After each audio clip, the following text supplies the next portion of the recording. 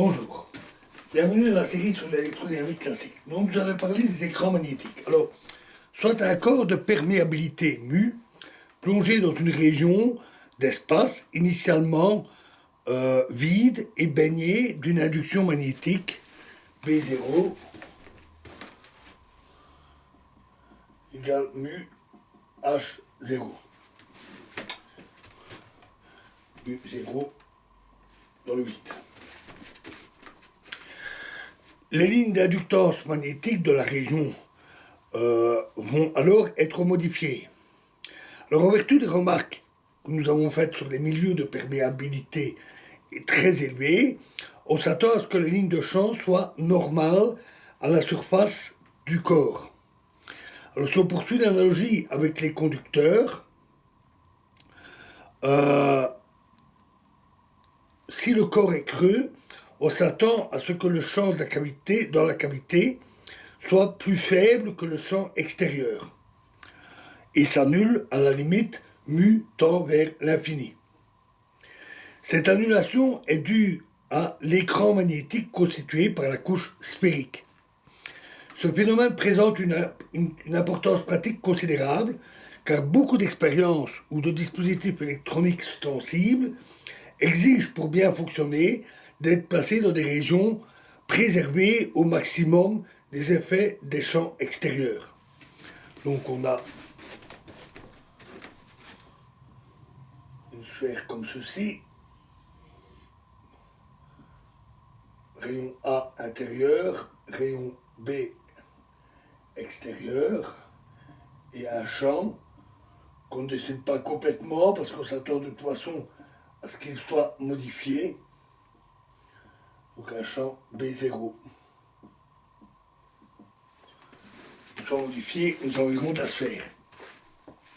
Donc en guise d'exemple, considérons une couche sphérique de rayon inférieur A, intérieur A et extérieur B, constituée d'un matériau de perméabilité mu, placé dans une induction magnétique initialement uniforme B0. On cherche les champs B et H en tout point d'espace et en particulier dans la cavité. C'est-à-dire pour R inférieur à A. Et ce, en fonction de mu. En l'absence de courant, le champ magnétique H dérive d'un potentiel scalaire. H égale moins nabla phi m. En outre, comme B égale mu H,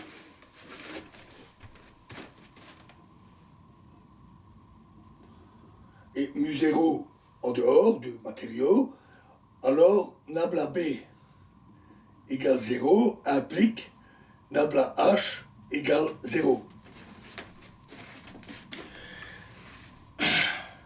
C'est ainsi, le potentiel phi m vérifie partout l'équation de la place.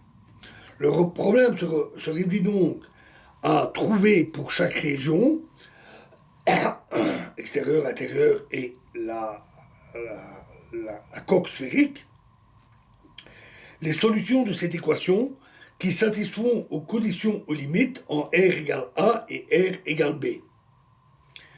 Si R est supérieur à B, seul un potentiel de la forme phi m, donc pour R supérieur à B, phi m égale moins H0 R cos θ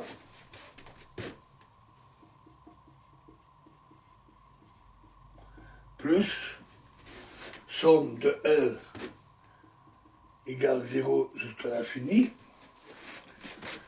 de alpha L sur RL plus 1 PL cosinus θ. Seul un potentiel de cette forme donne un champ uniforme H égale H0 aux grandes distances, puisque aux grandes distances, R tend vers l'infini, les termes de droite disparaissent, il reste ceci, dont le gradient donne le champ H0. Pour les régions intérieures, le potentiel s'écrit pour A inférieur à R inférieur à B. Là, on a la forme générale, sans le terme constant à 0 ici. Somme de L égale 0 jusqu'à l'infini, de bêta L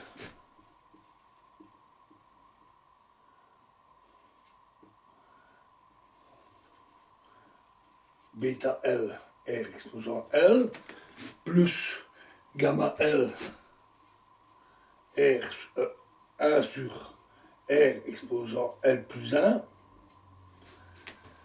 fois PL cos θ. Donc ici, pas de restriction particulière. Et pour R inférieur à A,